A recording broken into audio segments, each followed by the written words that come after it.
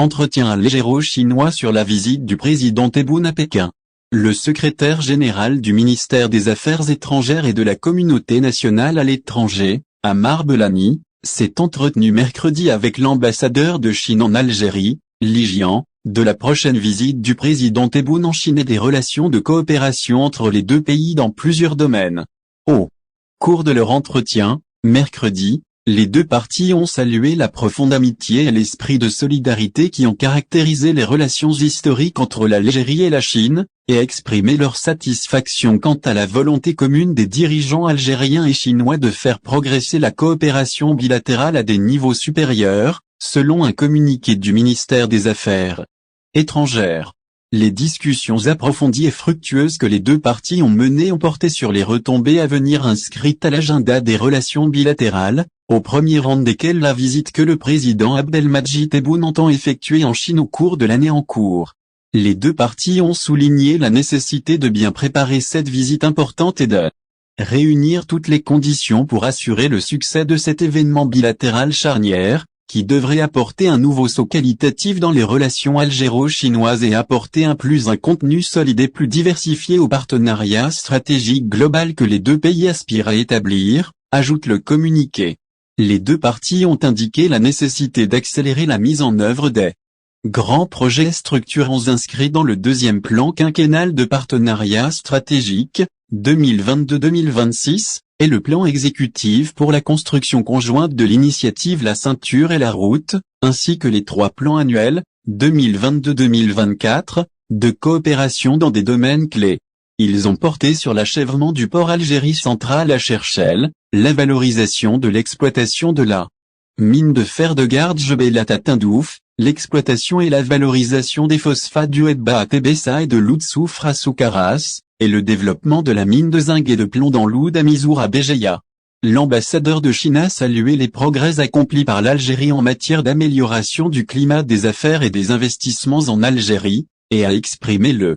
grand intérêt que les opérateurs économiques chinois attachent à l'établissement de partenariats fructueux avec leurs homologues algériens. Ammar Belani a appelé à la création dans les meilleurs délais d'un conseil d'affaires conjoint algéro-chinois pour permettre aux hommes d'affaires des deux pays de communiquer en permanence et de discuter de la mise en œuvre de projets de partenariat fructueux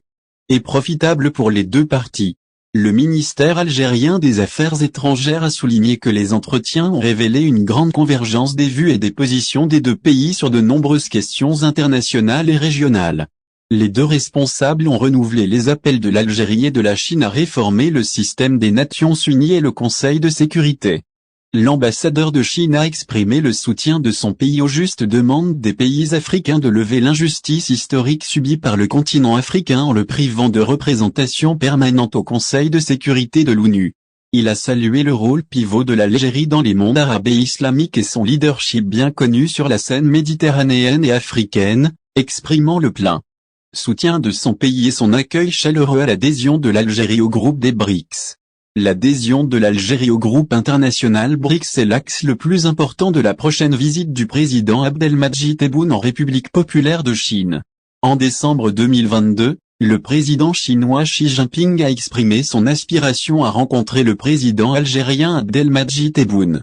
lors d'une visite en Chine afin d'avancer dans le renforcement du partenariat stratégique entre les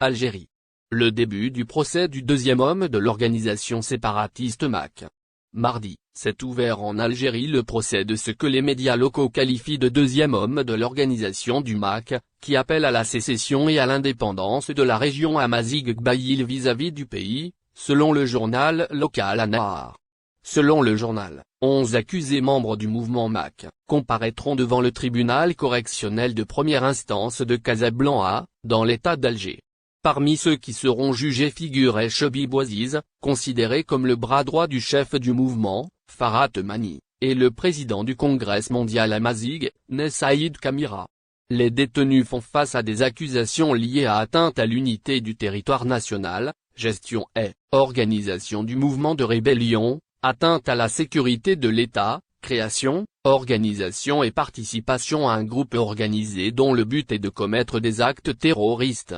Le journal indique que 4 prévenus seront poursuivis par contumace, dont le chef du mouvement MAC, Farhat Mani.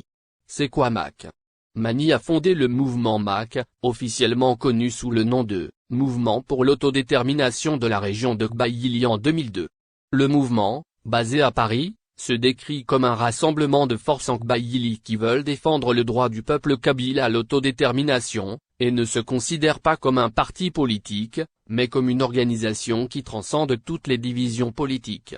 Il affirme que son seul objectif est de réaliser le droit des peuples tribaux à construire un État démocratique, social et laïque en affirmant leur droit à l'autodétermination. La mise en place du mouvement est intervenue après les événements violents qui ont eu lieu dans la région de Kbaïli, en l'an 2001, suite à la mort d'un jeune homme dans un poste de gendarmerie de l'État de Tizi Ouzou, la plus grande ville de la région. Puis les événements ont continué à éclater de violentes altercations entre les manifestants et les forces de sécurité qui ont conduit à une crise. Le 14 juin, des centaines de milliers de tribus berbères ont marché vers la capitale pour exiger la liberté d'expression et la reconnaissance de la langue berbère. Ce fut un tournant qui a conduit à la documentation de la langue amazigh dans la Constitution en 2002, avant qu'elle ne soit reconnue comme langue nationale dans la Constitution de 2016. Le mouvement a continué à exiger l'autonomie, avant de demander l'indépendance totale de la région de Kbaïli vis-à-vis de l'Algérie en 2000.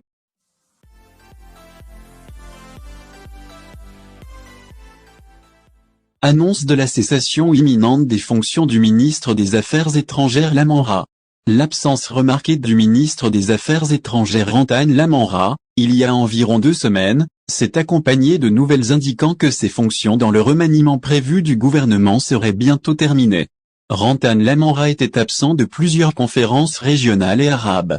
dont la dernière en date était la 159e session ordinaire du Conseil de la Ligue arabe. Et le site Africa Intelligence précise qu'un différend a pu survenir entre l'entourage du président Abdelmadjid Tebboune et le ministre des Affaires étrangères Rantan Lamamra, après que la présidence ait refusé d'approuver la liste qu'il avait dressée pour le mouvement des ambassadeurs et consuls. On parle